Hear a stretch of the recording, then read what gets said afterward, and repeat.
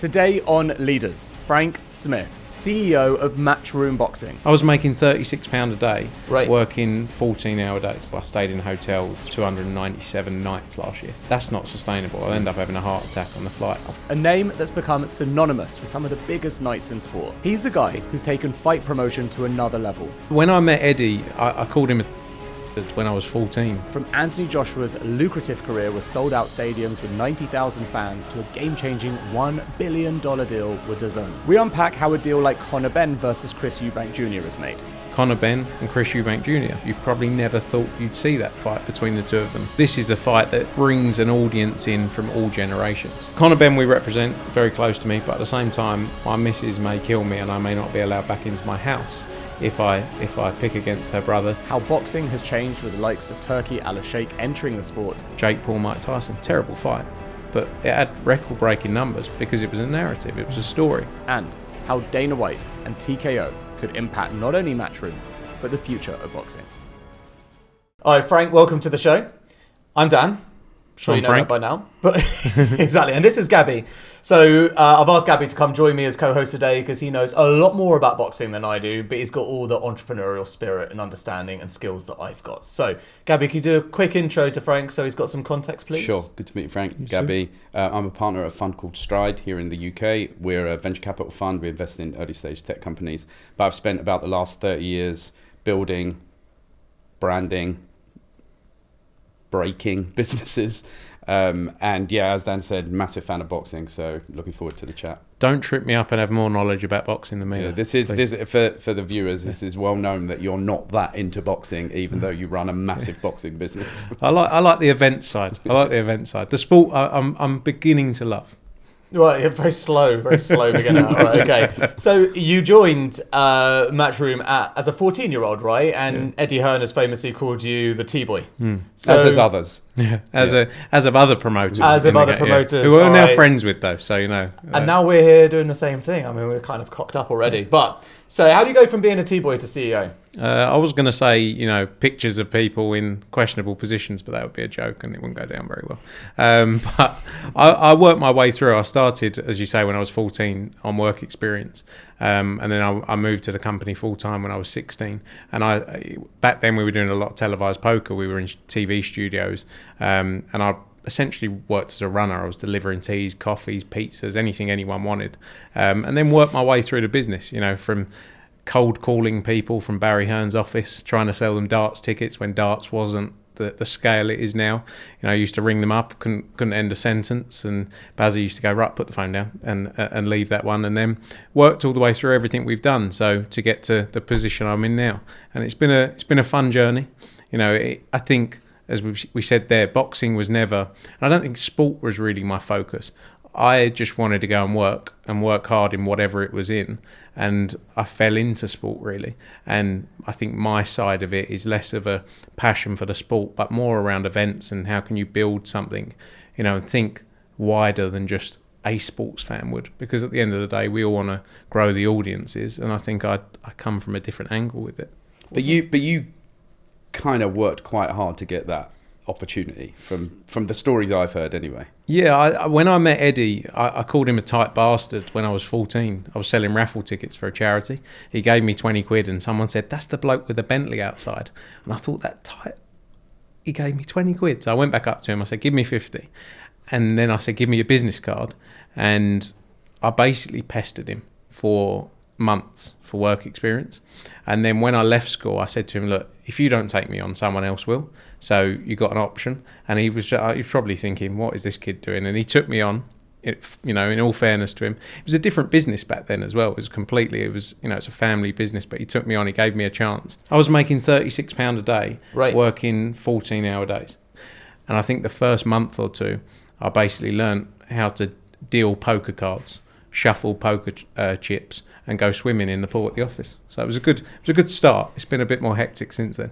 Right. What did your parents do? Are you like a working class kid? Were they like middle class? What was going on there that made you say, at 14, I want the Bentley? My granddad was involved with a company called Green Shield Stamps, which eventually came Argos. And then he ran a business with some partners called Action. and he was very successful. And I wasn't dragged up. I lived in Chadwell Heath, which is popular for summer holidays for people and from West Ham's training ground. Yeah, exactly. I lived 2 minutes up the road from there. I know exactly where you live. So, in terms of I didn't have a hard upbringing, but it wasn't like opulence all the time. So I'm not going to sit here and pretend like I was really wealthy or really poor. Like, I had a nice upbringing. I had a lovely upbringing. Like, got treated very well. I spent time with, and my dad was had his own business. He worked very hard, and he worked literally every hour of every day. So my when I used to go and see him, my parents split up, but when I used to go and see him in the week, I used to go to his office. I used to sit and work when I was 13, waiting for him to finish work. At 8 o'clock to go to Pizza Express and have some dough balls. So that work ethic was always set from my grandfather, my dad, my stepdad. They all worked hard, and I always had that in my mind. So I always wanted to do well. When I was 12, I used to sell car key rings that from the cars my stepdad would buy, would sell on eBay. Used to sell Lamborghini key rings. So it wasn't a hard upbringing, but I also had tough times in financially where things didn't go well. So I saw that at a stage in my life where money mattered, but I always knew whatever I went to do. I wanted to be a stockbroker. When I was 15, 16, I was so driven by money. And I saw people with a Ferrari and be like, I want to be him. Didn't care about what the business was, didn't have a clue what it was to be a stockbroker, but everyone in Essex went and worked in the city and became a stockbroker. So I was driven just to go and work hard in whatever it was. Whatever I went to do, I would have worked hard. What are some of the clashes you had early on then with Eddie? Well, actually, 3 months into working there, so I started in 2 months. Started in the September, and in the November we were away filming, and I think we were somewhere in the studios, probably 20 miles from home, but it felt like a holiday. It felt like you're in a hotel. I was 16 years old. We've got all these grown-ups around, and I stayed out until 3 o'clock in the morning, and I was sharing a room with a guy I worked with at the time. And because we went to bed at 3 o'clock, when the alarms went off at 6 a.m, we unplugged the phones thinking people were prank calling us, and actually it was the alarm to wake up for work. So I turned up 2 hours late for work after 2 months of working there. That didn't go down too well.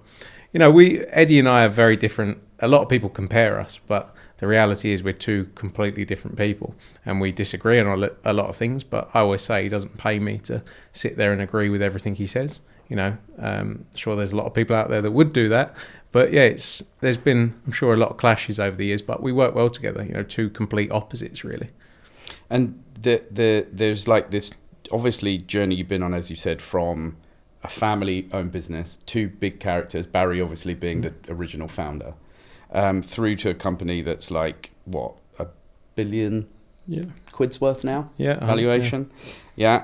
So what did it look like then, and what does it look like now? What's that kind of transition from this family business to this much larger scale outfit? Yeah, look, is it true that Eddie could never have built it as big as you? Yeah, no, I'm definitely a major part of it. That's what I always... He says to Barry that when he joined, the numbers went like that. And I say, well, when I joined, they went like that as well. So it must be something to do with me. But I've been surrounded by two huge characters for the most of my life, really. I've spent more time with Eddie in the last 17 years than I've spent with my own family. And he's a big character. Everyone knows that. And like I say, I get compared to him as from a character perspective, but we are very different. I'm happy to be a bit more quiet. This kind of stuff was never my focus. I love Excel spreadsheets. I'm a bit sad. Like, I love formulas, and I just like making money and whatever we were going to do. To go into a business back then, which was successful, and we'd never seen the hard times that Barry had been through. He set up that business in 1982. He started it, and snooker was what it started with.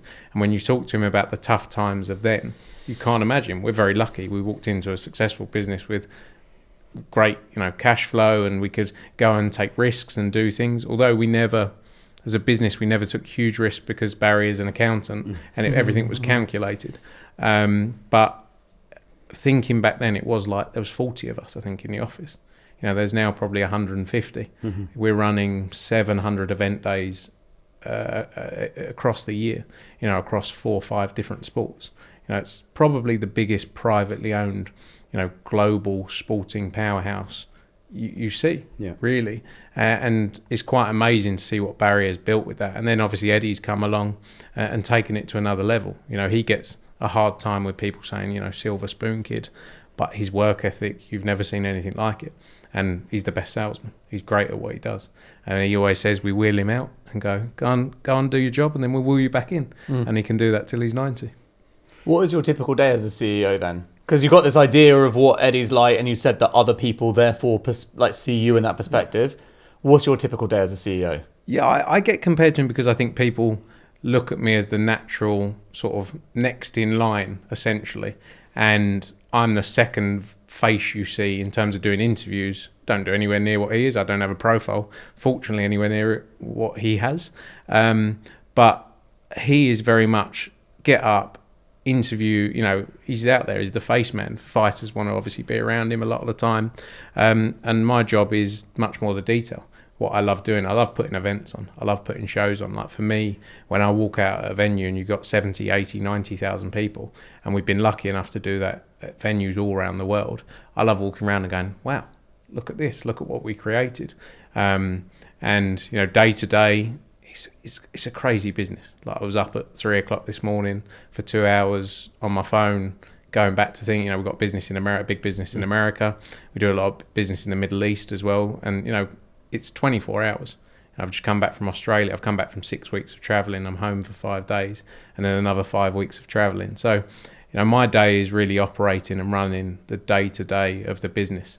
And Eddie is very much the face of it. Not saying he doesn't work hard, just in case he's watching. He does watch this.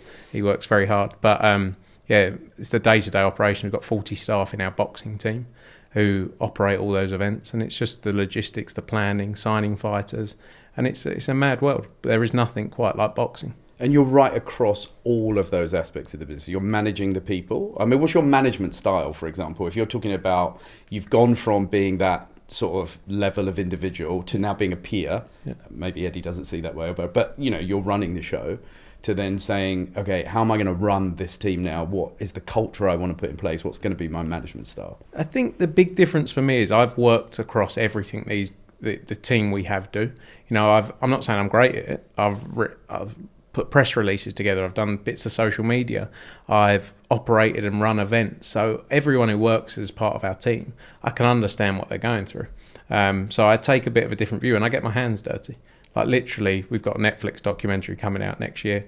I run around. I will be running around with a staple gun. Like I care about the small details. And I'm a pain in the arse. The people who work for us are like, probably thinking, you know, every small detail is the most important to me. And I think that's part of what's put us in the position we're in, that we're so focused on being the best at what we do. And for me, management style, it's, you know, I can be firm. I like to be friendly, but I can be firm. I give more of a silence, like, what are you doing? You know, rather than shouting. I feel too many people shout and too many people hold grudges. We're all going to make mistakes, is the reality. Just don't make the same mistake, which is simple, twice. You know, if you're doing hard things, you're going to make mistakes. I make mistakes, I'm sure. I'm probably just quite good at getting them out of the way quick enough that no one realises. But for me, I see so many people in senior positions who don't understand the business because they haven't worked through it. And that's the difference with Matchroom. Everyone who's in a senior position at our business has been brought on at a low, you know, a lower level and worked through the business. You know, Matt Porter runs the darts business, which is the biggest part of our business. He started, I think, at 25 or 24. He was the head of PR at Leyton Orient. You know, Emily Fraser runs the 9-ball pool. And they've all been with the business since young ages, worked their way through into senior positions. And I think it's so difficult where companies bring in someone senior who has no idea.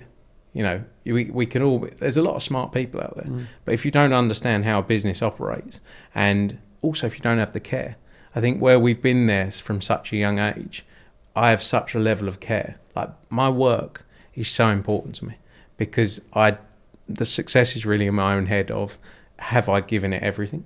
And I think I have so much care for the business because I've been there. It's like my childhood. And that is what I care about most. Maybe to the detriment of other parts of my life, really. But yeah, I think that's the key thing for me. And management really is making sure that people feel part of a team, you know, not taking, a lot of people take credit for everything, but we got a big team, an amazing team who do all the work. And yeah, just understanding where people are coming from and understanding everyone's different. People are probably the hardest part of a business, aren't they? Mm-hmm. Everyone works in a different way, and not everyone's going to give the same effort as you. And not everyone wants to make millions, and not everyone wants to work past 5 o'clock. And that's fair enough. But you have to operate with different people in a different way. I love that little bit on details as well, because how you do little things is how you do everything, right? And so I think I can already see how that permeates from in the office and how your colleagues will see you and how they show up at work too when you're at a big event, and it's got to be a spectacle and things need to be right? You need to create the right environment for the fighters and for the viewers and everyone all together, right? So like you can see that sort of thread and the importance of it. Yeah, I walk around at events when we're there. I'm like, what's that? Why is that barrier cover like that? That looks shit. Change that. Get rid of that, and that is every event, and we do 40 boxing events nearly a year, and everyone who works for us is, I'm sure, like when you say it in the first instance, Frank's got me. Yeah, here he is again. But I think that keeps it going. Sorry to jump in. You just queued up a next thought for me, which was around, you touched on earlier the other sports that you're part of. You said 40 boxing events, but I think you said 700 events. Event days, yeah. So take us through that mix of sports that you're in and the different kind of properties you own and the different aspects of that. Yeah, sure. So the Matchroom group, obviously boxing is probably the sexy part where people look at it and go, boxing's always been sexy for many years, hundreds of years, and boxing's the one that draws a lot of attention. Running a business across borders used to feel like chaos until I found Wise Business. Wise is the app for doing things in other currencies, including managing finances of your international business. With one account, my team can pay suppliers in over 40 currencies. Clients can pay us from around the globe, and since my team has their own logins and limits, I can just check in when I feel like it with total peace of mind. With Wise Business, there are no hidden fees, there's no exchange rate markups, and there's no subscription costs that eat into my profits. Setting up the account was a breeze, and payments go out in as little as a few seconds. Wise even syncs with my accounting software, so I'm not bogged down in the weeds. Plus, with 24/7 live support and security like two-factor authentication, I can trust that my money is safe. To learn more about how Wise could work for your business, visit wise.com/business. It's international business made simple. When you look at the other areas of our business, darts is the biggest driver of our business right now. It's the biggest driver of revenue or eyeballs? Both revenue, profit, eyeballs. Darts is the second most watched sport in the UK now. That's mental. After Premier League football. Yeah. There is nothing. It actually, the one of the World Championship finals was the second most viewed event outside of football ever on Sky. And you think they got rugby, they got Ryder Cup, they got all of these, amazing assets and rights. Darts has become a huge business for us. And it's very different, because boxing is very talent dependent. I'm not saying the talent isn't important in darts, but you sell 150,000 tickets for the World Championships or 125,000 tickets for the World Championships. You don't even know who you're going to watch. You're going for a great time and a great event. And what they've created there, that this has been many years of work by an amazing team, and like I say, Matt Porter, who runs it, we joke in the board meetings like I'm chasing his tail. Boxing again is the sexy one, but actually from a driver financially, darts is just flying. And they've created a sensational business there with the darts. Luke Littler's obviously been huge in recent times, but everywhere they go globally, and we own the sport. PDC is the global, it's a bit like UFC and MMA as an example. How did that come about? Owning, if you like, a whole sport versus the way boxing works, which is highly fragmented, maybe some shifts coming. But how did that come around, that deal? Barry obviously got involved at a very early stage, many years ago, when the sport didn't have the viewership and the commercial push that it has now. It's similar to the UFC in a sense of when the UFC did what they did in MMA, it was because the sport wasn't approved in a number of states, especially in the US. They bought everything up and they took complete control. And then they created a tremendous brand with it, and they've done an unbelievable job.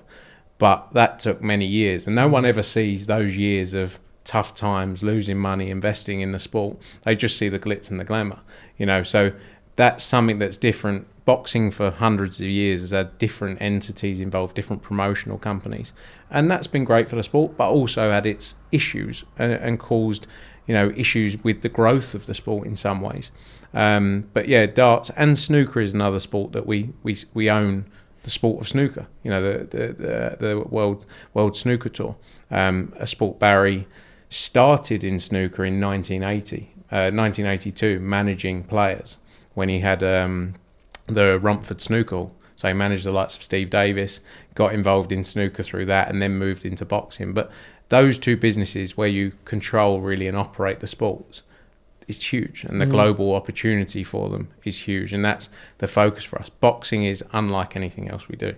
And then Nine Ball is a recent investment of ours that's run by Emily Fraser. What's Nine Ball? Nine Ball pool. So it's essentially huge in the US. And it's a sport that we're going to invest a lot of money in. We've had an event called the Moscone Cup for many years, which has become a huge, brand in its own right. But this is really what darts was, I guess, 10, 15 years ago, and it's going to take a lot of effort and a lot of work. But I think there's a lot of belief as to where it can get to. So there's, 700 event days is what we put together. The darts is on almost every day. The snooker's on every day. If you turn on Eurosport, BBC, you've got that on constantly. We've got our 40 events a year. When you look at the investment as a business and the risk as well, when you're doing that many events, COVID obviously was a period that was very tough in the live events and in every business, but especially in live events. It's a great journey, and see, like I say, what Barry's created from 43 years ago now. It's quite remarkable. So a year after you joined the business, you had Anthony Joshua on the Olympic stage, become a national hero, sort of global icon, or certainly the start of it. And you signed him, right? You got him involved, and that has just been an absolute superstar journey, right? He's, like I say, I don't know much about boxing. I don't care much about boxing. I went to the Anthony Joshua fight. And that is a good example, right, of how his star power can just attract new fans into the sport. I went to Wembley, I watched it. It was really interesting that someone like me would go to a sport that otherwise not interested in. I was just interested to see him fight. Like, how do you create an icon like that? How does that all get packaged up? Can you tell us a little bit about that journey? I'd like to say it was all me, but it was, right? At that point, I actually have a very close relationship with AJ, because that was a time where we had a lot more time as a business. We were much smaller, and you'd spend a lot more time around the fighters. I took AJ to his medicals when he turned pro. I joked in Specsavers that he was an NBA player because he was 6'5", and they were like, I recognise you from somewhere. And look, it was the perfect storm, wasn't it? It was the London Olympics. This guy who's chiselled and looks like the best thing you've ever seen goes and wins a gold medal in a time where everyone's watching. I'm not saying Olympics are ever smaller, but the London Olympics was like nothing we've seen. It was here, we were amongst it.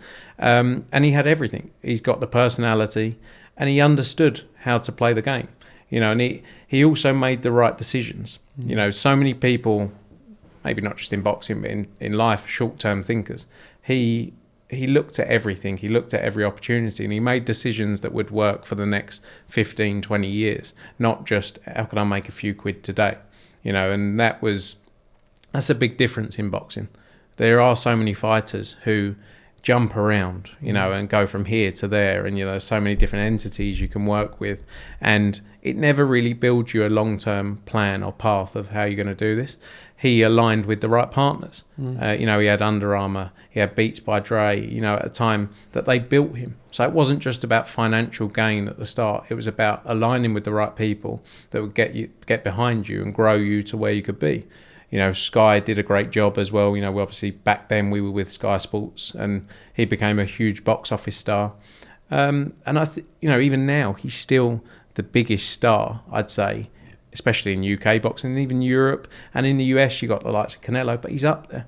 He's globally recognised, and it's been a great journey.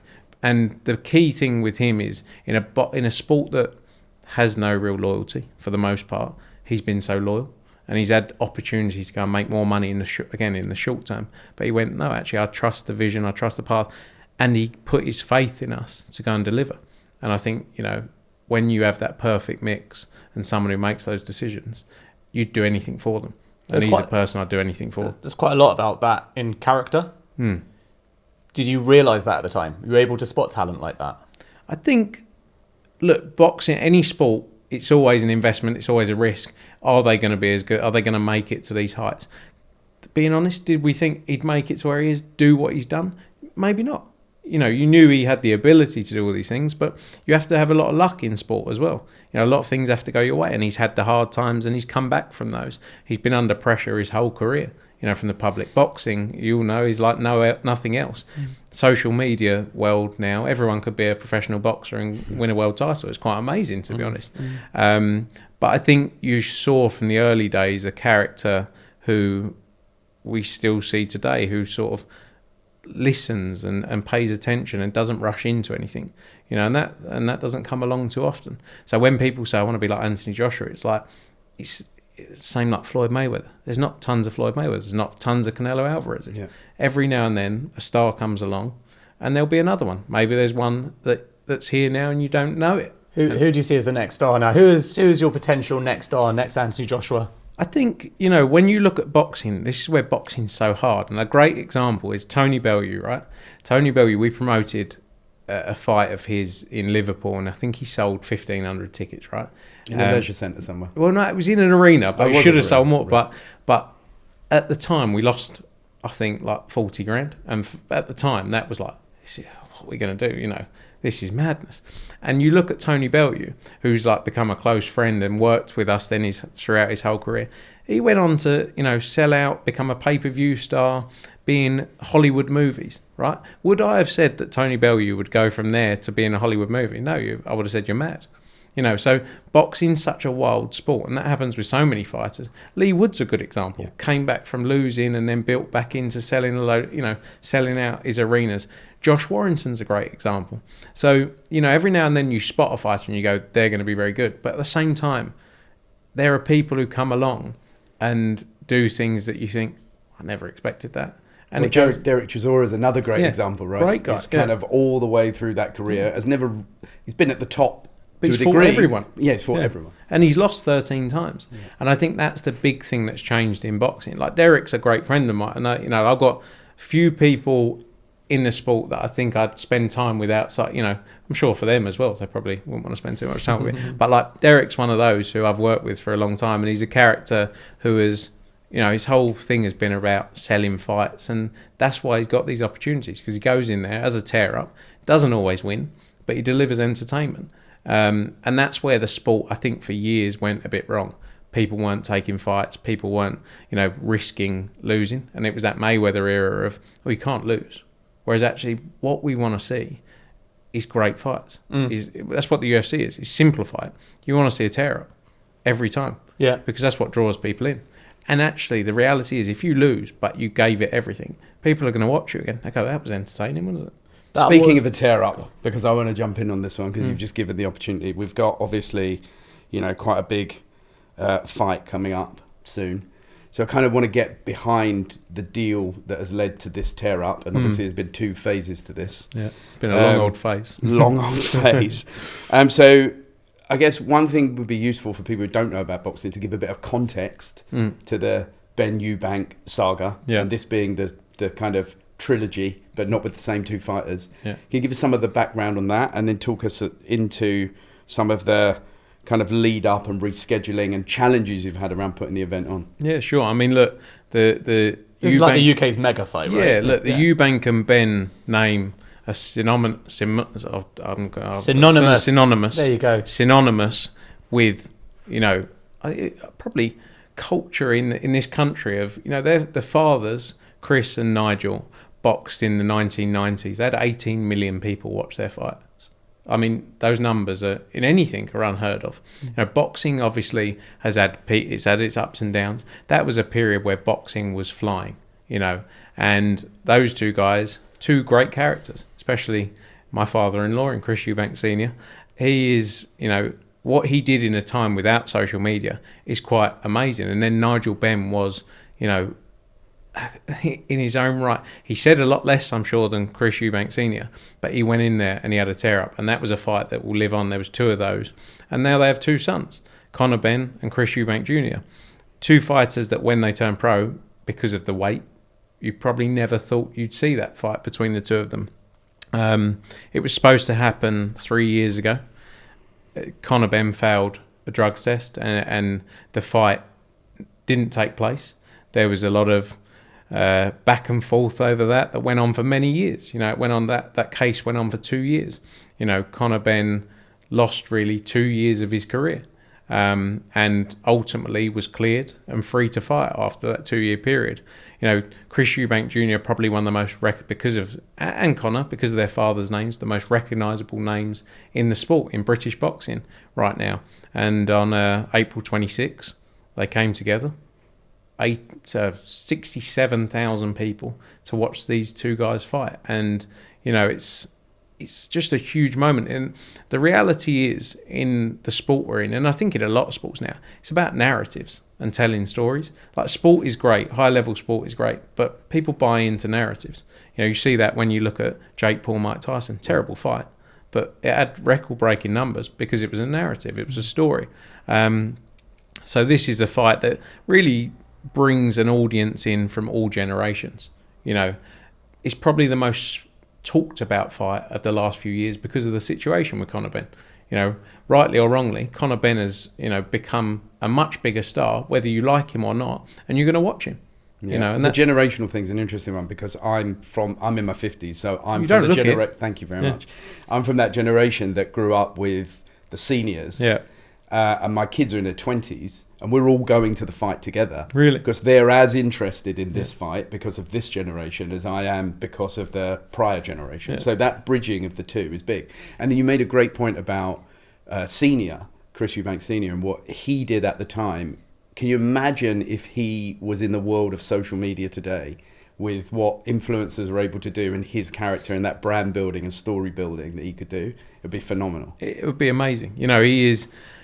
Look, a lot of fighters, I think, don't understand the concept of you can be a great fighter, right? And there's a lot of great fighters out there, but you also need to sell a story. You got a showman. Yeah, exactly. And he was the ultimate showman. He had his monocle, he had his cane, in his jogpers and with his truck. Like when you watch back the clips and when you look at like some of the old footage, I was watching At Home with the Eubanks at one point. Like, he was amazing, and if more fighters looked at that now and understood that's what you got to deliver that side as well, because the world wants entertainment. That's why WWE is so big. It's not competitive in many ways, and it's not real in many ways, but actually you buy into entertainment. And then, like I say again, those storylines, he had all of that, and at the same time he would go in and give everything in a fight. Just like when I say about Nigel Bett, like those fights between those two guys was just spectacular. I wasn't born, but yeah. What do you think the impact of Ben losing 2 years of his career is then? Because actually, in many ways, that's built up to a bigger opportunity now. Yeah, look. Good for you, bad for him? No, look, he had two fights internationally at a period where he could box, and while this matter was going on, but not at the levels he needed to have them at. And also, you have to understand, in boxing, you have to be motivated. And when you've got all this going on in the background, it's very hard to get motivated for the type of fights he was going into. It's been a terrible part of his career, but then at the same time, character building to a level of, like, we clash sometimes. We promote Conor Benn, right? I have a great relationship with him. I've worked with him since he was 19 years old, but we're very different characters. And sometimes I'm very black and white. This is the, simple thinking, right? He is emotional. But I have never been through what he's been through. I haven't been through the last 2 years of his life to understand the lows he's been through of, what it's like waking up every morning and the social media. Like, I can't imagine it. And sometimes in the moment, you don't really think about it. You just think about the logical side of it, and you forget about the emotion. I take all emotion out of everything I do because I think it's the best way. But you have to also remember what people have been through. But I think getting through what he's been through to the position he is now is quite remarkable. Because honestly, you can't imagine. Like, there's been people who have been through the process he's been through, and again, as a boxing fan, you'll know, treated so differently, and it's like nothing ever happened. This kid has been treated like, he was guilty from day one. And look, the reality is you have to deal with it and you have to face it up. He did that on multiple occasions, and I feel like it was dealt very differently with him. And don't get me wrong, I think things could have been dealt with differently on the other side, from us, we all could have done things better, but that's life. You live and you learn and you improve and you take that forward. But I think what he's come through in the last 2 years is going to set him up for where he's going, because he's never going to experience anything like what he's been through in terms of the down days. And he came through that, and he's going to be much stronger. It's going to be a great fight. I think you've got Eubank has the size advantage on Conor. Chris has the Conor has the youth, probably speed, agility that Chris had many years ago. You know, he's now 36 years old, I think, Chris. But I think it's a 50-50 fight. I think it's a brilliant fight. I can't wait for it. I'm glad it's finally there, because we worked for 10 weeks when we made the first fight 3 years ago, and it was like, my name first, I ring walk, this, that, the other, and these are the things you go through in boxing. And again, when you, like for me, I think logically, and I think ultimately in life, money is a big driving factor when you're trying to negotiate deals, and we represent a fighter, so I'm trying to make them as much money as possible. And I go, forget about all the emotional side and the ego side. And that's where in boxing so many people get it wrong. Ego gets in the way of actually just doing business and making money.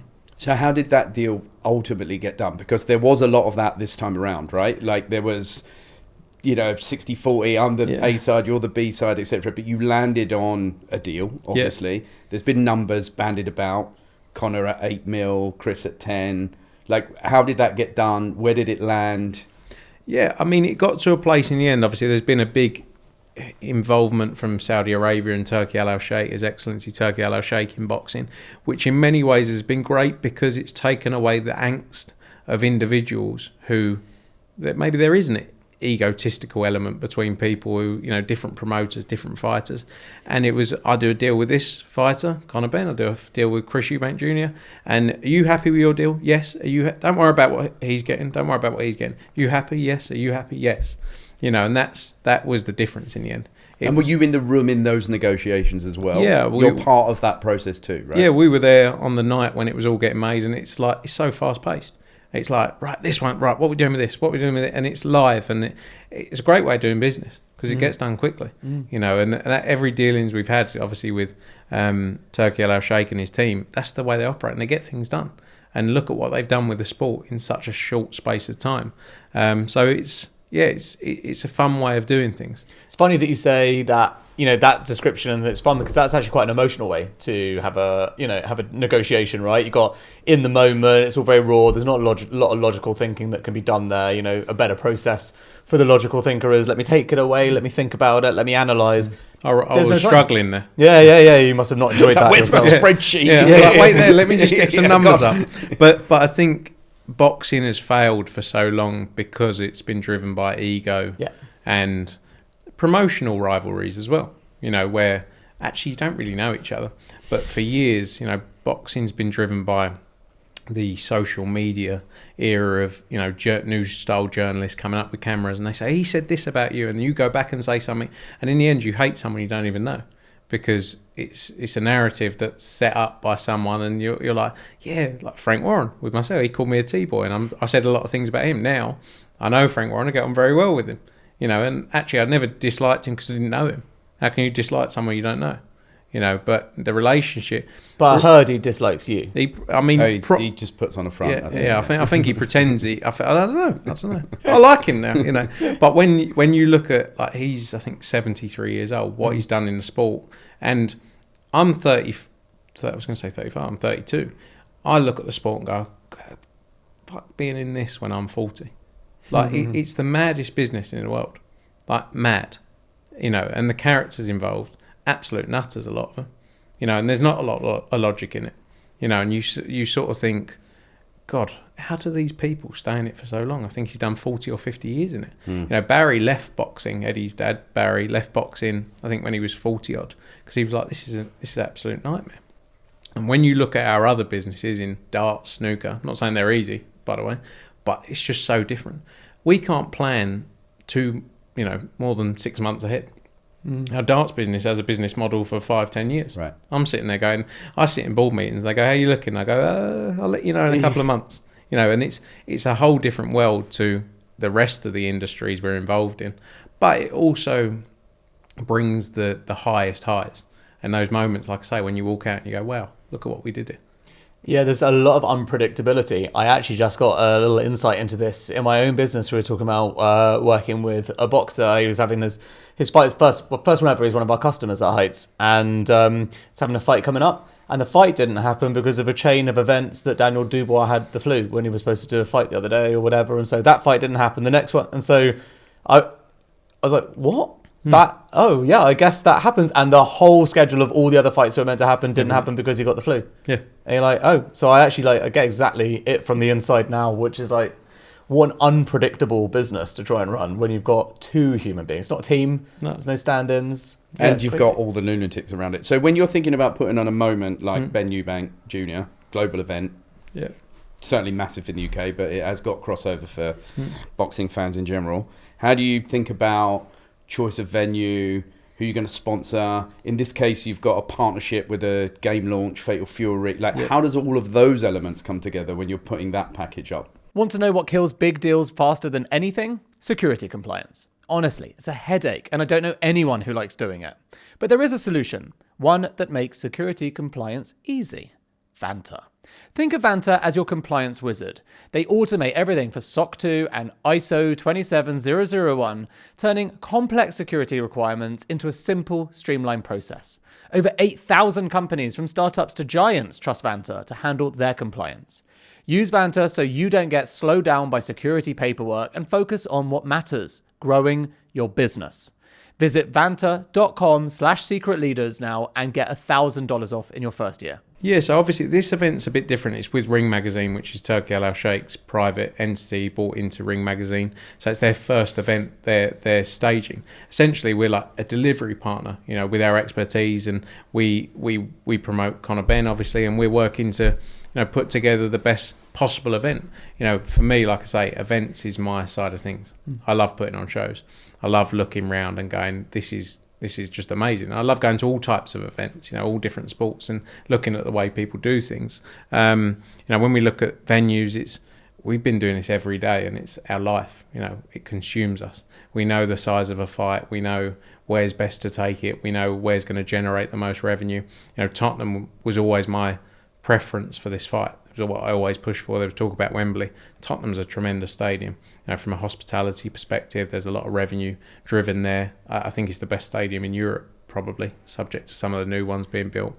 I'm an Arsenal fan, so it's much better than the Emirates, to be fair. Conor Benn should have been fine at West Ham, but anyway, it's separate. It's a lot better than the London stadium as well. I'm sorry to everyone.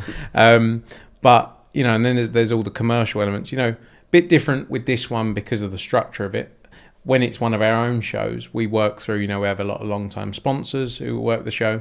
We have a long-term broadcast agreement with DAZN, who we moved to in 2021. Well, we started in 2018 in the US, moved from Sky to them in the UK in 2021. For us, streaming is the way people digest content now. It was a bold move for us to make that move. A lot of people said, what are they doing? But we believed in the DAZN platform, and we believe it's going to take over, from a sporting aspect over the next few years, what they've done in a whole host of countries. So that was a big move for us. And it's really bringing all those elements together. And every show is its own P&L. Every show is its own negotiation. That's a bit different to any other sports where, where you're going with your football team for 38 games of the Premier League a year. We're every couple of weeks going, right, we've got to plan a show in New York. At the minute, we're planning a show in Guadalajara in Mexico. We got one just outside of Tokyo in Japan a couple of days before that. A couple of weeks after that, we're in New York.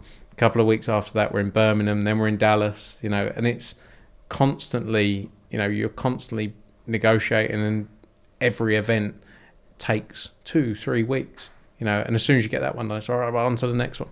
It's never ending. Can tell why you like spreadsheets. Exactly. You need to. Map it out. You should consider Airtable, by the way. Great product. I'll have a look. Did they pay you for that? Are they not a sponsor? Hey, they should be a sponsor. Absolutely. At least $1,000, that's worth. You mentioned a couple of things. The DAZN deal was a massive breakthrough, famously kind of mocked by your now collaborator, Frank Warren, as we'll never be on an app. Yeah. What was the breakdown of that deal? How did that work? What are the kind of economics around that? What does that look like? Yeah, look, in 2017, we made our first move into the US. We worked with HBO, who are obviously a huge driving force in boxing in the US back then. And that was a bold move for us because we were an Essex company, and it was like, right, we're going to go and take over America. And I remember sitting in the car with Eddie, and he turned around to me after announcing the deal, and he went, "Good luck," and then flew home. And I was thinking, I don't know what I'm doing. This was 2017, so what was I? I was 24, 25. Wow. And it was like, right, go and run these events in New York. And you're thinking, wow, what do we do here?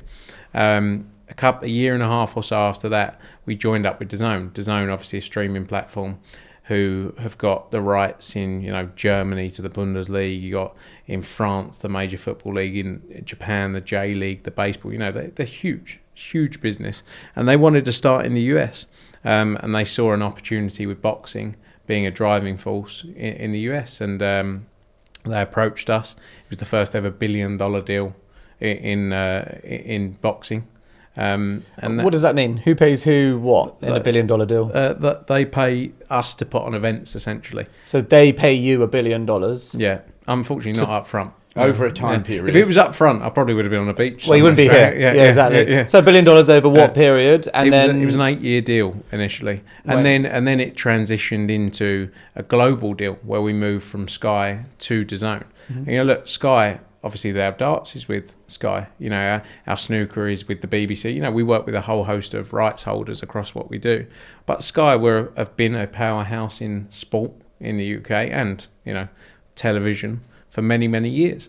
So when we made that move, it was what we believed in. We believed in the future of how people digest content, and we believed in the DAZN platform. Yeah. And it was, like I say, it was a bold move. And a lot of people, it was funny because we made that decision to move.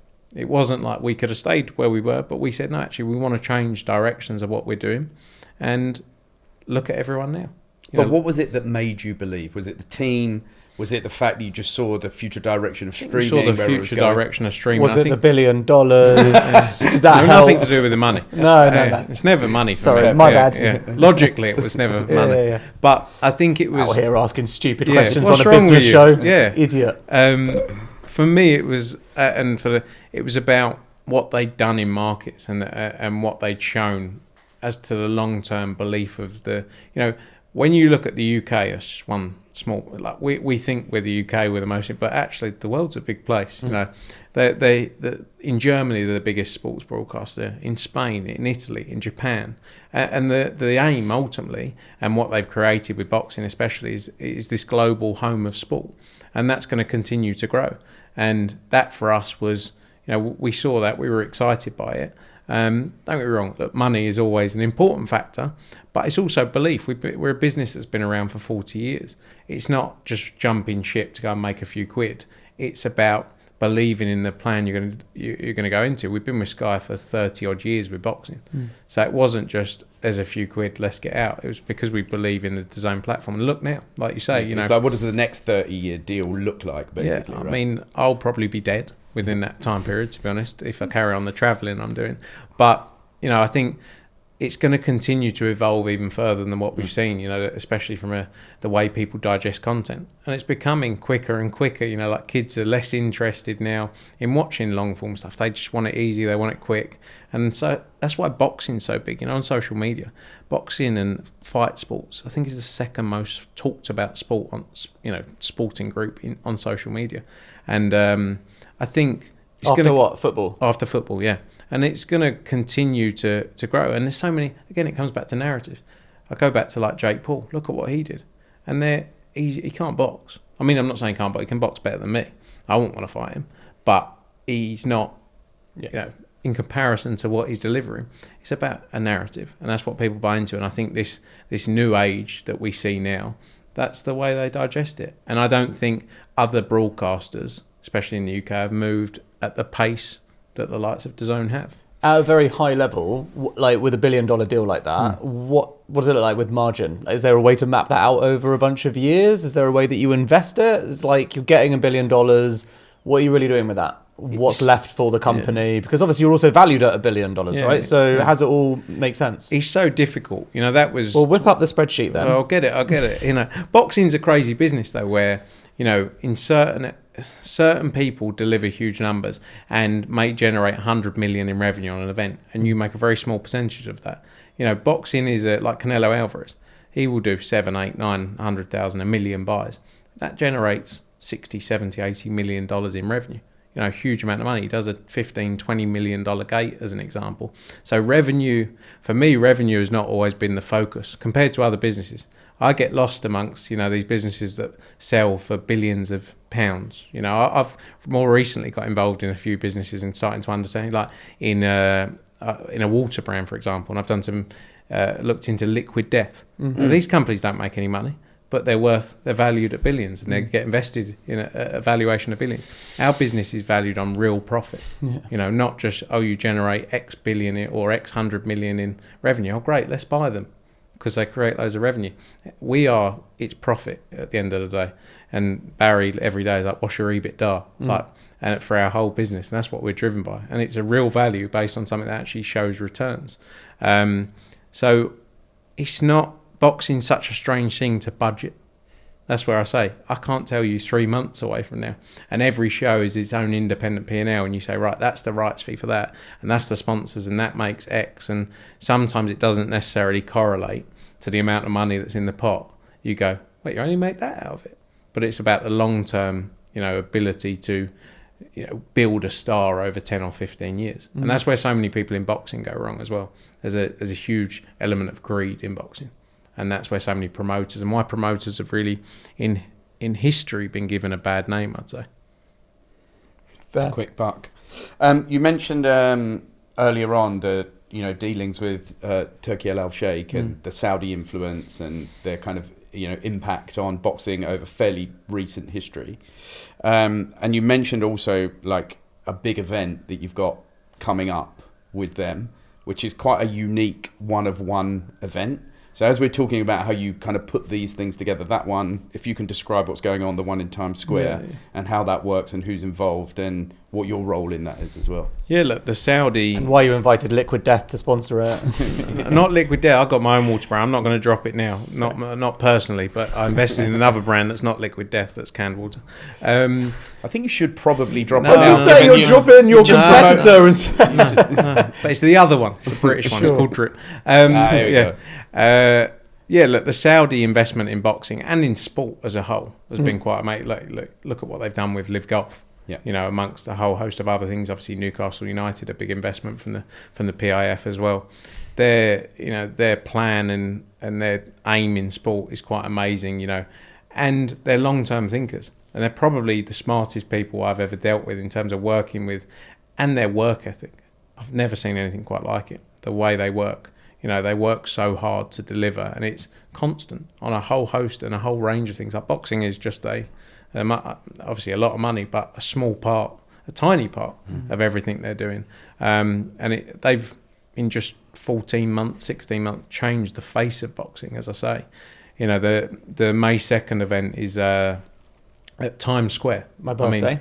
Get yourself out there. Come, might have someone who can. Yeah, we'll put you in the. There's a burger shop above it. We can put you in. Five Guys. I can flip them.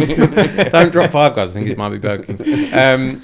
But it's Times Square. I mean, when I talk about the events we've been involved in, and like over the years, Dallas Cowboys breaking the attendance record, 75,000. Again, some company from Essex. It's like, and you go and do these things, and it's like, well, what's next? And you go to Saudi and Riyadh, and you build an arena basically in the desert where the Formula E track is, and all of these things over the years. You think, how does it get any bigger than this? And what do we do? And sold out the O2 20 odd times, but Times Square. Put a boxing show on in Times Square, and look, obviously we're a small part in terms of the Ring magazine are putting on the event. We're really like an operational partner. So with our expertise within boxing and events, they bring us in to help deliver the event ultimately. So I don't mind being a small part of it. It'll go down well on the history books when you go, do you remember when we did that event with those guys, with the guys in Times Square? What does that mean though? Is that not quite messy because you're used to doing the whole thing, so therefore you understand the operations of doing the whole thing? But if someone, on a small scale, I've done a bunch of events as well, and I'd much rather do the whole thing than let someone else do a little bit of it, because then it starts to get confusing for both of you. Yeah, but look, I think when you're working with such like elite level operators that they bring in as well from a production, look, doing an event in Times Square is not easy. Yep. And they've got specialist contractors who have done it. I don't, to be honest, I wouldn't like to be in there rigging myself. You know, there's quite a bit of risk doing that.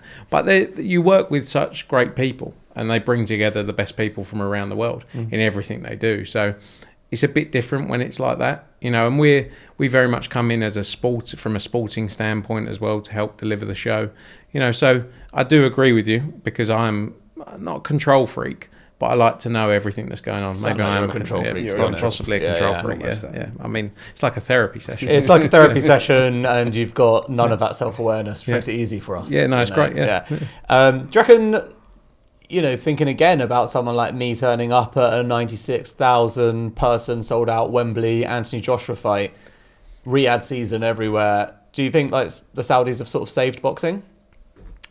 I mean, there's always this argument about saved boxing. I think boxing has been in a great place for many years, and I think there's no harm in something getting even better. I think saved is the wrong term.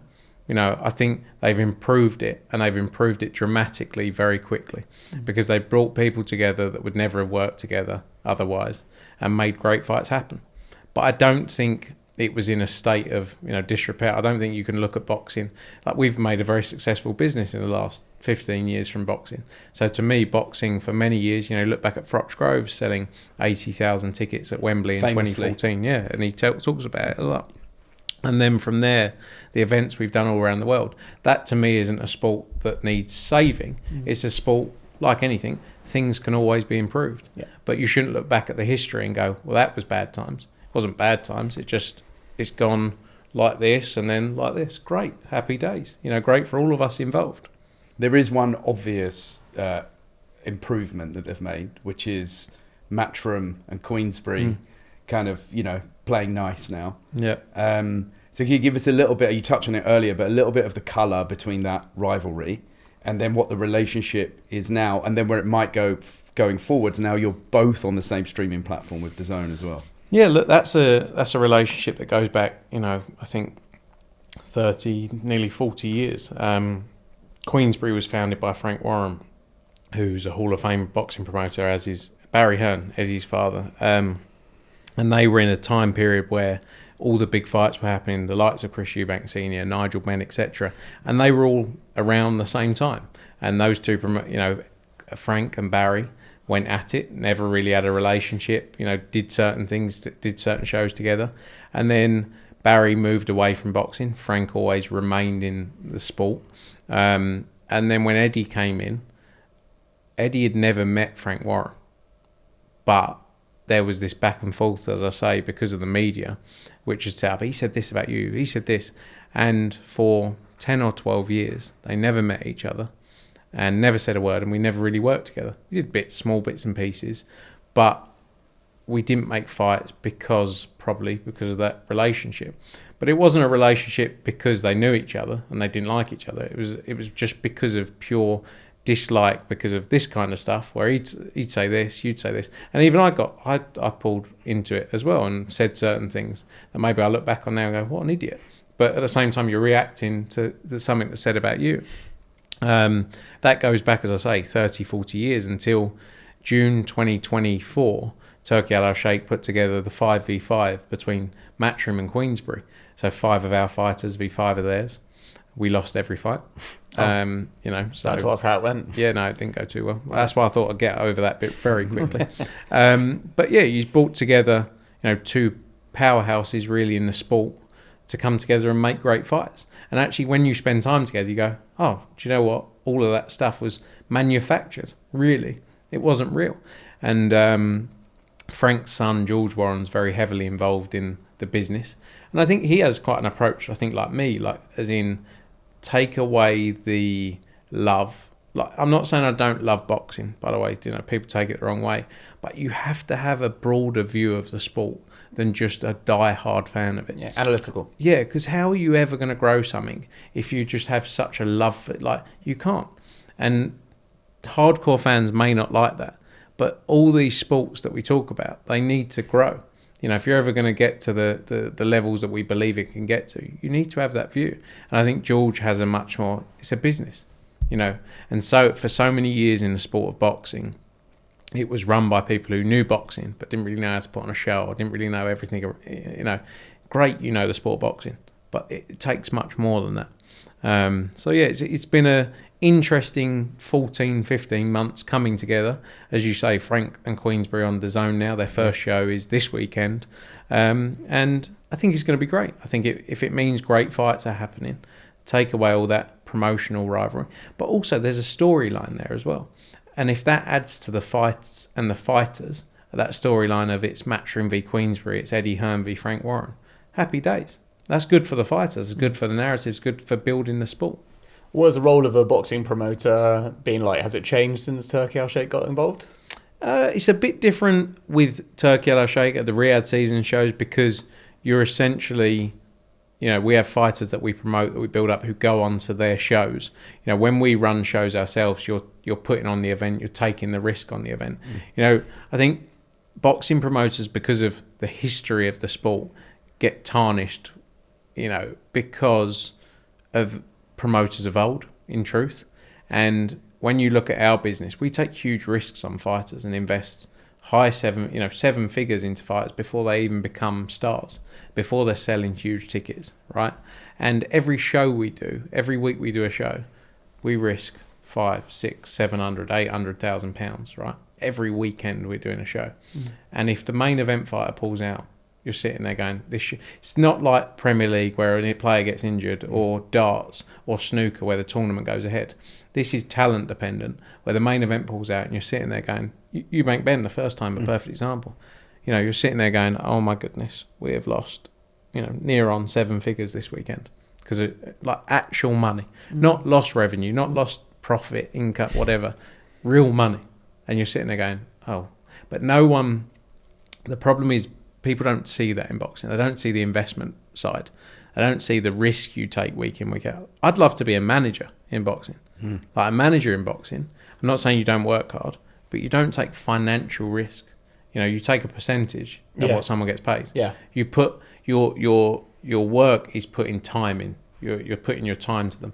We put time in and risk financially every week. Can you break it down a little bit? So how does it all work? So, you know, if I'm someone coming from the outside, which I am, trying to understand how the business of boxing actually makes sense and works. So how does a business like yours... How long have you got? Well, I'm running out of time actually, but no, I'm like, you know, how you mentioned like we put money on the line. You're a promoter, you're not the manager, not an agent. You are like finding the talent and bringing them up. So in that way, you're sort of like the Premier League club in a sense. Yeah. Like, you know, give me some analogies, like help me as an idiot understand what this actually, how it all works and comes together. So I walk into a boxing club, I find you, and you're very talented. Thank you. It could be possible still. Yeah. We'll find out. A contender. Yeah, for sure. And we say, right, we're going to give you a 10-fight deal or a 3-year deal, and over those 3 years, we're going to build you up. And you know, sometimes you have a ticket seller. Johnny Fisher is a guy who's a perfect example, who sold tickets from the early stages of his career, really covered a lot of the investment at that stage. But a lot of fighters, you need to build up right from the ground up. And that's because they're also quite good at social media. Yeah, he's very good at social media, his family, but because he, you know, been to university, had a big fan base from all over the place who followed him. But you know, you're really building a talent from the ground up, and you're investing in that, not just on fights, but promotionally, everything around it, you know, everything, all the work that goes into doing it, your opponents, your travel, like millions of pounds go into people really before, you know, a lot, not every fighter, but a lot of the fighters that you see that get to those heights before there's much return. At the same time, you're running a P&L on every show. So when we look at a show, you have the broadcast revenue, you know, then you have the gate revenue, you have the sponsorship, and they're really the three key areas of income. And then you've got the fighter purses, you've got the main event and the undercard, and then the cost of running a show. The costs of running a show have gone through the roof, as everything in life. You know, is crazy. It costs us probably £500,000 on average just to run an event without TV production. You know, it's a lot of money, and that's the risk every week that you're putting up. Then you're taking a risk. Does this fight sell tickets? You know, is it going to deliver? You know, you got your broadcast revenue, you got your broadcast deal, you got your sponsorship deals, and you're always looking to bring more of those in. And it's every fight for us really event runs on a single individual basis, and you determine the success of that based on that individual P&L. You know, some you might take a hit on, you might take an investment and go, right, this is for a longer term plan to get someone into a position in a year, 2 years, 3 years. And that's part of our business. And sometimes it pays off and sometimes it doesn't. Sometimes people lose. Sometimes people go, actually, you know, I'm done with that. I want to go this route. And that investment is then gone. But I think in boxing, it's, like I say, promoters are viewed as, actually, you know, they're a bit, where actually the reality is there's a lot of work and a lot of money that goes in. And what tends to happen in boxing is you invest that time and that money in a fighter, they get very big and they go, why am I paying these people? You know, that's the truth. And certain people understand it, and other people you have to go through that process with them. And I think the other issue with boxing is where it's so spread, where there's so many entities that come in. Every 3-4 years, you have these people that come in. It was PBC in 2013, 2014, was a premier boxing champion, so another promoter like us. They invested 400-500 million with Waddell They took Reed. private equity money. Yeah, didn't Waddell they? and It Reed. was quite a different model. I hadn't Yeah. really seen promoters do that previously. Yeah. And really, in all honesty, you know, I don't think it's been a successful Waddell and Reed. You know, that money they invested there. Then you have Triller came in. You know, another platform that probably invested a couple of 100 million. Obviously, DAZN invested heavily, but they're still here. You know, they built a platform now that has stood the test of time and now are in the great time. You have to invest, obviously. But so many people in boxing over the years chuck a load of money in, and it distorts the market. You know, if you're a fighter and I'm saying to you, I'm going to give you X amount of money, but you've got to have a proper fight. But he's saying, I'm going to give you X amount of money and you can fight who you want. You're going to go, I want the easiest, as most people in life would do. I want the most amount of money for the easiest job, right? But that's the difficulty in boxing. You're always facing up against someone new coming in going, I'll give you this. But that doesn't grow the sport. And that's where the sport's been hindered compared to UFC, where you've seen fighters fight real fights. The sport of boxing is like, well, I'll go there and I'll sort of build my way up and, they'll take it slower and I won't take risks. And that doesn't grow the sport in reality. And the longer that goes on for, it's actually detrimental to the fighter's career. But obviously it's short-term thinking a lot of the time. Do you have a target return? So you mentioned let's talk about an event basis. So you've got an event, it costs 500 grand per event or whatever before you've even started or whatever.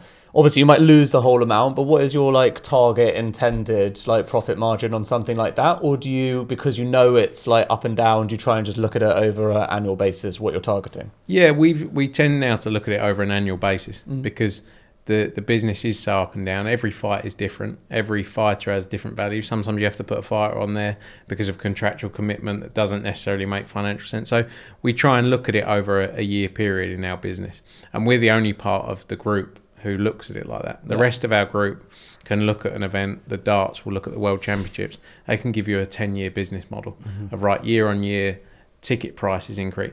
Every event we do is different. There's no real comparison most of the time. Every individual event, every individual fight has a different value. So yeah, we've changed it and we now look at it on an annual basis. But even then, it's very hard to plan. Well, what's a good year? What's a bad year? What's the range we're working with? A good year, from a margin perspective. Perspective, probably 15-20%. Right. But then at the same time, you can do shows. A great story is when Luke Campbell, who you would have known, he went to the London Olympics with won the medal as well with Anthony Joshua. He fought a guy called Vasily Lomachenko, who in boxing terms, legend, right? But commercially, not aligned with his boxing ability, right? And it was just after Anthony Joshua had lost to Andy Ruiz. Eddie at the time went, we need to do something here because, the pressure's on. Everyone's saying we're finished because AJ lost. We got to do this show. And we had an offer to do the fight elsewhere and, we'd make some money. Luke, we'd take under our deal with Luke, you get commission. Or we brought the fight to the UK. And we lost not far off $1 million in a night, right? And I said, again, the logical spreadsheet in me said, I think this is what I think it does. And Eddie went, sometimes that's where it's good. where he goes, we have to do it for the business and the optics, and sometimes you need that. A spreadsheet doesn't always tell the whole story. Yeah. And that's where the emotion is like more important for like the storytelling, to an audience. At the end of the day, you're entertaining fans. So Exactly. there's that part too, right? The heart. Yeah, I mean, look, we sold a load of tickets, but we lost £1 million or $1 million or whatever. Like, that's a huge amount of money in one night to lose. And it's a big swing in a business. And that's where we're quite a good pairing, where I sit there every day with a logical, and he sits there with the boxing element. And that's where we go like that. And sometimes I win, sometimes he wins. Mine is only with a care. Like, at the end of the day, it's his business. He's the majority owner of the business, but I care about the business because I've been there so long, and everything I do is with logic. And he's made decisions in the past that I probably wouldn't have made that have worked out, and the same each way. And that's why the Froch Groves at Wembley is a decision that could have fallen flat on its face. Exactly, right? And that's where the balance is, though. Between the two. That's where the balance is of the different views of the sport. So let's talk about where the sport goes, where Matchroom goes, because you've talked about, the shifts that have happened. You've talked about the challenges of the model. Obviously, we've got a recent new entrant coming in, Dana and the crew, the TKO crew coming in, which looks like they're going to build a very UFC model, or like your darts model or your snooker model, where they're coming in and building something like that. How do you think that is going to influence the landscape? How do you guys react in response? Do you even respond? What's the story around that? Yeah, look, I mean, you'd be mad to think what Dana and all of those guys have done with those brands, like UFC, WWE, all under that TKO banner. They're amazing at creating brands. They've got a huge, warload of money that they're going to invest into the sport. I think any investment into the sport is beneficial. Anything that comes into the sport you're involved in and wants to chuck a load of money in, happy days. And I think they can coexist. They are going to create a huge brand in the sport of boxing, 100%. No denying it. That I don't feel they can do what they did in the UFC because it's very different times. They're coming into a sport that has been around for hundreds of years and has had multiple people involved in it, whether that's Top Rank, whether that was Don King in history, PBC of recent times, Frank Roy. There's been so many people involved in the sport who are still around as well. So I think there's huge potential with what they're going to do. I think there's a lot of change that can be made in boxing as well. I look at it and say, even with our product, I think there's huge amounts of change. I think the way people are consuming content has changed, as I say.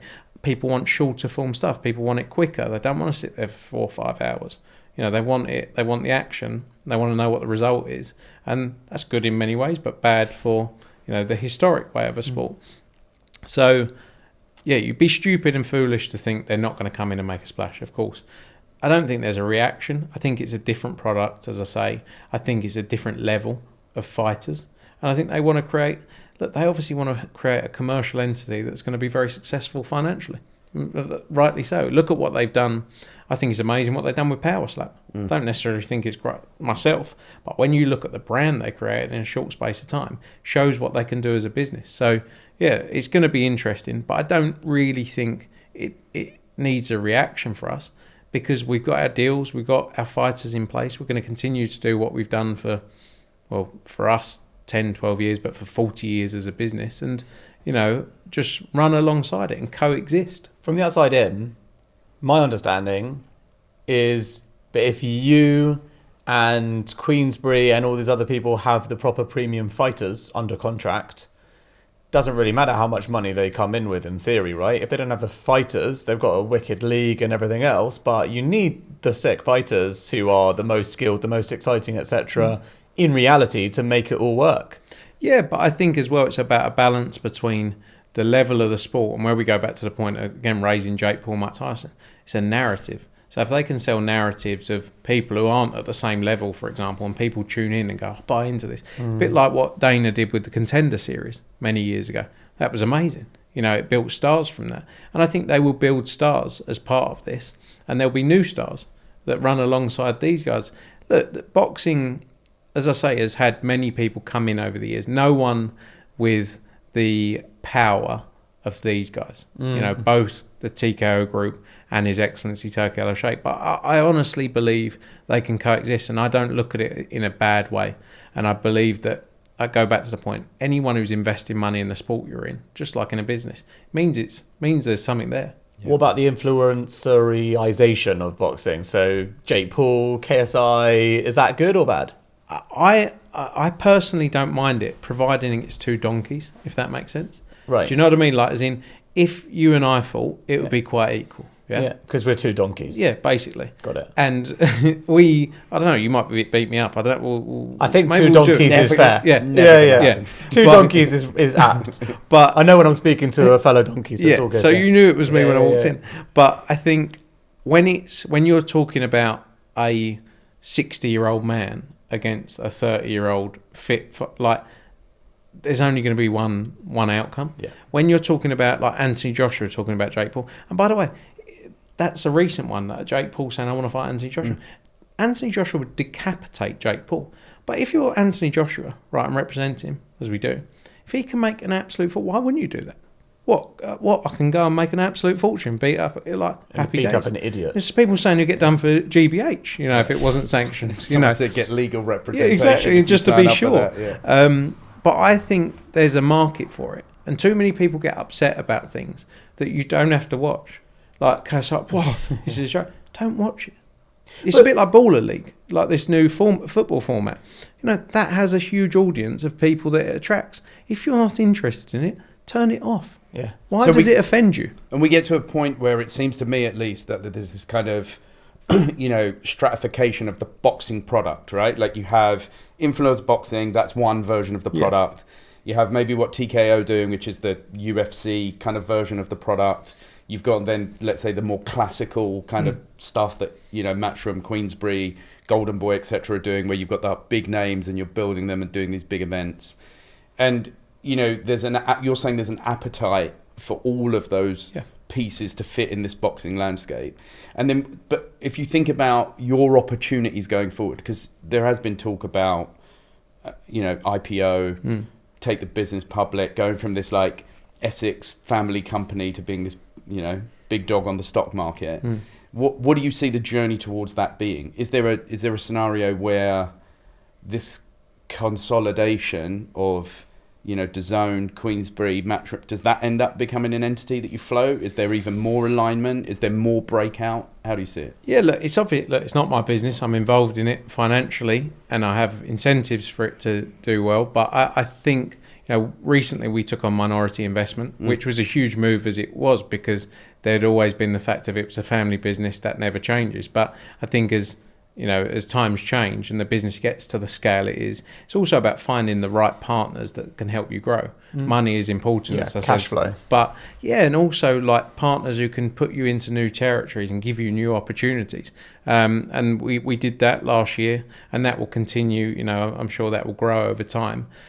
I think for us as a business, we're an interesting investment because we're so diversified in sports that limits the risk in many ways. If one's struggling, if one's doing well, and investors like that as well. At the same time, a lot of investors can't quite understand the sport. The smartest people in the world can't quite look at the sport and go, well, and everyone looks at boxing, right, as an example, goes, I could save boxing. Again, as if it needs saving, or I could change boxing. It's like, no, it's good. Like, we've run a consistent business now for the last 10 years in boxing and grown and grown and grown. And then when you look at, like I say, the darts and the revenue that's bringing in, and how that's, I think for us as well, it's about international markets. When you look at the darts now, they were in Berlin last night. They had, I think, 15,000 people packed out, sold out. They got an 8-date tour in Australia and New Zealand that they're doing. They're going to New York to Madison Square Gardens. When you look at our snooker business, they're in China with 5 or 6 events a year. This is a huge multinational business that can continue to grow and build. Although we're Essex based, we are pushing events out all around the world. I think for us, it's about continuing to build the business. As I say, £1 billion business now. I mean, it's sensational, and it's only really just getting started. There's so much more opportunity. Where that goes, whether it's an IPO, whatever it is, who knows? But I think the future's very positive, and I'm excited about what the future holds. I always say I'm going to be retired on the beach selling flip-flops in the next 5 or 6 years. Well, seeing as you mentioned it, you and Eddie both talk about retirement, right? So what does that look like? When are you actually planning like that kind of? You just said in this interview, you can't imagine being in it when you're 40 and you're in your mid-30s. So I think for me, when Eddie's is when the passion dies out for the sport or the sports we're involved in. For me, I think it's when the passion dies out from the events. The day I walk out at an event and go, I can't be arsed. I walk out at events all around the world every week and I go, right, this is great. Or if it's not a good event, I go, right, what do we need? They're not always, not everything you do is going to be 100% of the most successful thing ever. So for me, it's that day it dies out where you go, I can't really be bothered. And what does that look like from a succession planning perspective, right? Because you that might happen next week. You don't know if you're. I'll be surprised for either of you. Right. But how do you start thinking about who comes in to then take it to the next level when you guys decide to check out, if that is the case? I think when you look at the kind of groups we're looking to be involved with, I don't think, for me, I could do this forever. Like the work, I love working. It's more for me the travel. I stayed in hotels 297 nights last year. Like, that's not sustainable. I'll end up having a heart attack on the flights. I presume you don't have kids. No. I don't spend enough time at home to have sex. I was going to say that, didn't I? We got it. But I've got a very understanding missus. But I don't think that's sustainable long term. 300 nights in hotels. I don't think you can do that. And I think if my role change and the business change and you had new people involved, and if you look at some of the big entities in sport, when you look at the IMGs, the TKO group, these businesses that are powerhouses in sport and they merge and come together, maybe there's an opportunity. Maybe we merge with another group. There's so many opportunities, and sometimes someone might come in, ultimately we could sell, and someone might come in and go, you're useless, you are. I'm like, okay. That's the reality as well. We're all in reality replaceable, I think. It's just whether you'll find someone with the same level of care who's going to put the work in, and you only find that out after you switch someone out. So I think long-term planning, I always say, I've said recently, like 5 more years, but I don't know, who knows? How important is legacy to you then? For me, it's about me knowing I did enough in everything I did. So I don't really care. Like, a lot of people have a view of me, right? I do interviews and things, and people go, in boxing it's quite cutthroat, and social media in boxing is quite cutthroat, and they're like, this kid's useless, hasn't got a clue what he's doing. And because, again, I'm compared to Eddie, I know I'm not as good at Eddie at social engagement, talking. I know that. He's a master at it. He also couldn't do what I do, but I appreciate have so much respect for what he does. But because I get compared to him, people think I'm useless. And then people go, this kid ain't got a clue what he's talking about. And because I openly say I can tell you when to throw a jab or when to move your feet, right? So what drives me is my internal mind. And I've always had this of, have you given it 100%? I don't really care what people think, in truth. Like, I will be my own. I maybe care about the people who I respect and know me. And if you know me and you think he's not very good, I'd have a problem, and I'd have a conversation and go, what, why? I'd probably get my back up about it. But for the most part, it's not really about legacy for me. I haven't got an ego. I want to make money. I'll be open with you. I've always wanted to make money since I was 14 years old. I want to do well, and I want to sit there and go, I did everything I could have done and gave it my all. And the day I walk away from it, I also appreciate that a lot of people won't speak to you, and a lot of people, that life will be gone. I'm cool with that. I don't need, I'm good on my own. I love being with my missus, but I'm also good. I can sit there on my own for a couple of days and just think of, my own thoughts. So for me, legacy and those kind of things, it's not so much, it's about knowing you were good enough and knowing you did everything you could. It's quite interesting about being torn down as well, because it's never people who are above you tearing you down. Right? That's just not a behavior that happens, generally speaking, from people who are in higher places than you. Yeah. No, I know. But I think it's... Except for Frank Warren. Yeah, maybe Frank, yeah. But the British culture as well, I think, is not, we don't necessarily like success. There's an element of envy. And don't get me wrong, I've had luck along the way, I'm sure. Everyone needs an element of luck. But I started with a lot of people who haven't gone on to do what I've done, you know, and that's hard work at that point. So there's the luck piece, or we all need luck, right? But then it's like, can you take it from there? It's a bit like Eddie, right? Where people say, well, he just had a touch. Dad's got loads of money. Well, you don't work as hard as he does. Like, yeah, his dad had loads of money. Look at what he's gone on to do. But there's something interesting there, because you mentioned two bits. One, which is this, like, you know, extrinsic motivation of the money, right? Maybe you've got a number in mind that you go, because you said I haven't made enough money yet. Maybe there's a number, and when you hit that number, maybe that's the time. But I get the sense, particularly going back to this 14-year-old you, bombarding Eddie Hearn with emails, calling him a bastard, selling him stuff, whatever. There is also this intrinsic thing about you that seems to want to keep driving and pushing. Is that something you're self-aware of? Is it something you're prepared to put down when you feel like you've hit the number, or is there something else going to keep you going? I think the one thing that's changed in recent times with my life is I'm so consumed by by the business I work in, right? And I accept and I tell my family, like, business, unfortunately, like, work has always been important to me, and working so hard. And I may be wrong for this, and people go, you're mental, but like, work has been, if I wasn't working as hard as I was, I wouldn't be happy, so I'd be useless in family life anyway, if that makes sense. Yeah. And people would go, what, family doesn't come first? I'm like, of course family is very important to me, but work has always been, I've always wanted to succeed.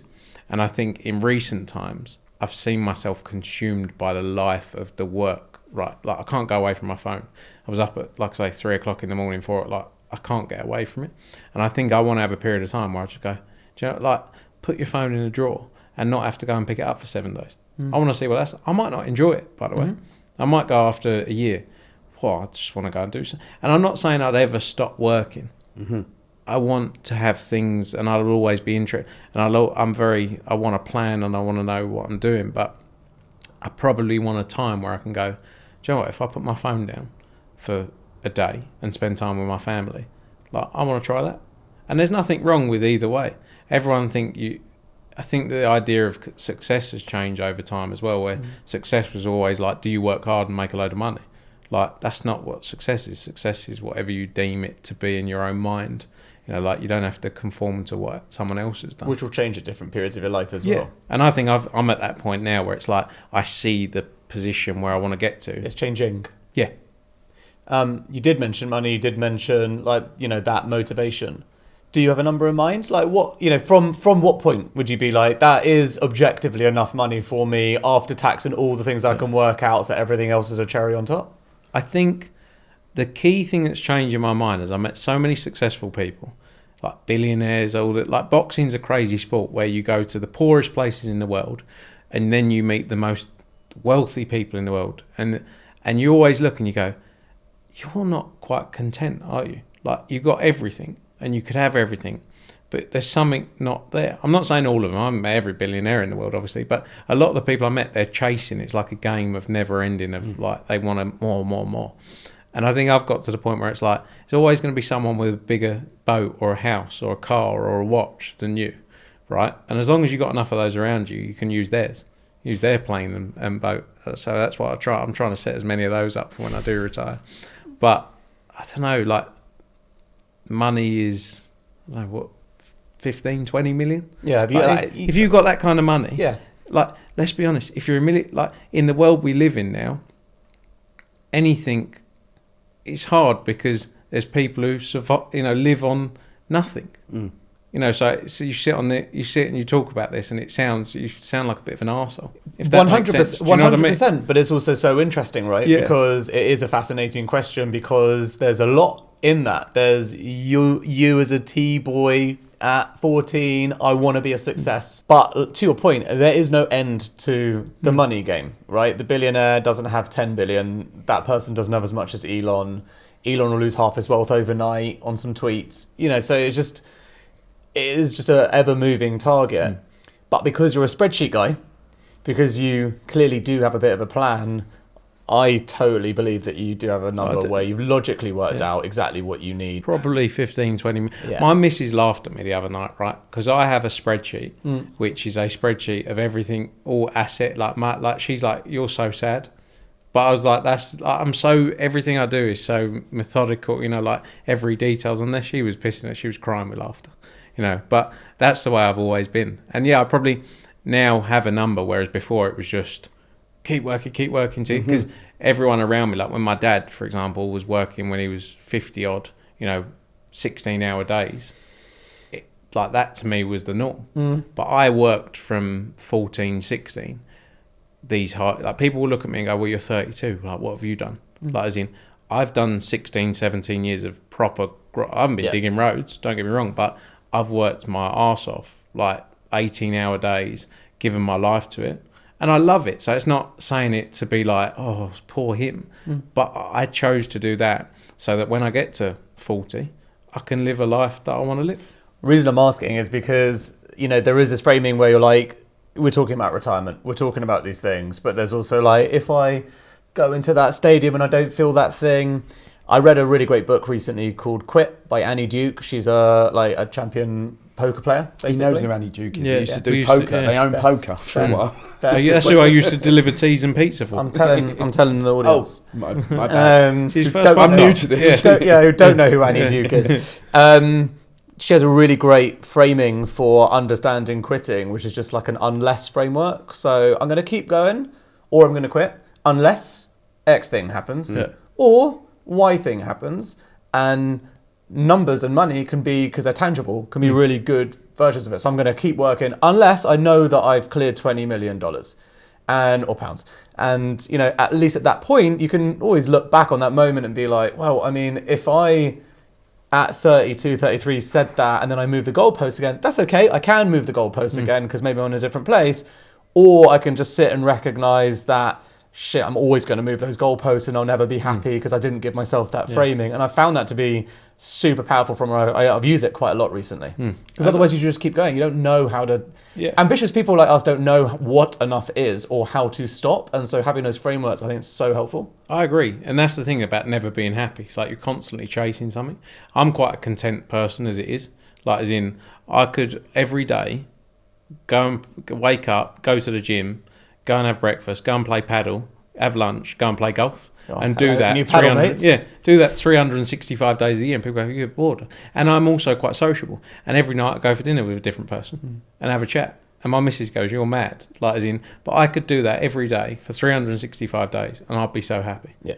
Like I know I would. So that's probably why my mindset has changed, and like you say there, setting some kind of path to focus on. Yeah. I was going to ask earlier, and then I thought, nah, it's too random. But now I'm going to have to. Fastest growing sport in the world, paddle. So any thoughts about getting into that? Paddle and darts. Chill out, and darts, all right, yeah. Darts, Matchroom paddle? Yeah. I think we've missed the boat, really. In all honesty. I'd love to. It's too big. Yeah. I've been looking personally at trying to open some paddle. Where I live in Hove, they've just opened these paddle courts, right? There's 4 paddle courts. There are then 6 tennis courts. There is no one on a tennis court, right? The paddle courts are booked from 8 a.m. to 10 p.m. at night. It's quite amazing because but it's actually not easy, but it's an easy sport to get into. And even if you're a novice, you can enjoy it. Whereas full-blown tennis, quite hard work. 100%. I think paddle is a spectacular business. I think it's going to go from strength. I wish we got involved in it a few years back. So not one for Matchroom. E-gaming though as well. It's like e-gaming. That was one many years ago. But look at the size of that now. It's starting to really go insane now. Yeah. What are the sports you've got your eyes on then? What could be next? You've missed paddle. Do you know what we looked at football for a bit, like a football agency, right? But we're so focused on the sports we're in that we don't really want to take our eye off the ball. Boxing especially is a sport that if you spend a day away from it, you lose out on so much. So for us, when we were looking at the football, although there's a lot of money in it, it was like, do you know what, we got too much going on over here. And I think we're in a place now as a business with boxing, snooker, darts and 9-ball really being our 4 key core sports. That's our focus now. For me, I want to open some coffee shops myself. I love a coffee shop. Fastest growing caffeine fix in the world. Yeah. Seeing as you masterfully dodged the question earlier, I'll ask a different way. Top 3 British boxing prospects that you're most excited about right now? Top 3 British boxing prospects I'm most excited about right now. Let's have a think. There is a heavyweight we've just signed called Leo Atang. We haven't announced it yet, but by the time this comes out, it will be announced. He's 18 years old. And look, it's as with everything, you never quite know. You never know. But we believe he's got everything to go. He watched AJ at the Olympics when he was 5 years old. And I had a meeting with him 2 days ago. And we were talking to him about what was the driving force. He said, watching AJ when I was a kid. And we said, right, in the promo, we're going to get AJ to call you and be like, welcome to the team. So he is one we're very excited about. Who else is there? I always get in trouble because we've got so many fighters that if you say the wrong one, they go, why didn't you say me? You've got to pick someone that's not on your team. All right, Moses Atoma. Well, Leo and Moses. Yeah, in some time. Point. Yeah, I mean, Moses is now 20, I think. Yeah, he's 20. Tremendous fighter. But at the same time, heavyweight boxing is a dangerous business. And you move too fast and one mistake and it goes wrong. So I'd say Moses Atoma is a special fighter as well. He's one to watch out for. It's actually easier saying other people's fighters because then you don't get a bollocking from the fighters you represent. And then who else in the UK? Actually, a kid called Taylor Bevan, who you may have seen box of the weekend, knocking people out for fun. He's someone I'm very excited about. He's got a massive future. But there's so many great fighters. And at the same time, by the time this comes out, maybe someone else has come through. Yeah. All right, mate. It's been absolute pleasure letting me learn, letting Gabby guide me, learning a little bit about a very fascinating business, but just hanging with an awesome CEO. So thank you so much. This episode's coming out right after the fight. So what was your prediction? And then we can check if it was right. I will be sitting on the fence. Because if I say a lot about this interview, make a fucking comment. I'm like a politician. Yeah, I've noticed. Yeah, I am. Maybe that's my future. When I make the money, I'll go and be a politician. Yeah. Look, Conor Benn we represent, very close to me, but at the same time, my missus may kill me and I may not be allowed back into my house if I pick against her brother. So I'm sitting on the fence. I'm going to watch it and I'm going to sit there, and it makes no difference what I think ultimately. I just put on the event and the show and make everything look shiny, and they get in there and they have a tear up. Amazing. It's like interviewing Tony Blair. It's been a pleasure. Thanks, Frank. Thanks very much.